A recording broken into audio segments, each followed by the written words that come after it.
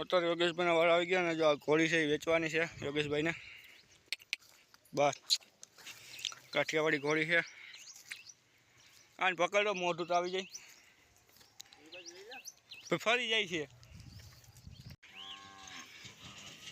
રમે છે કમ્પ્લીટ બધું ને ફુલેકાની ચાલુ છે. કાઠિયાવાડી ઘોડી છે ભાઈ. આમ એવું તો આગળ આ બાજુ ખમી આગળ.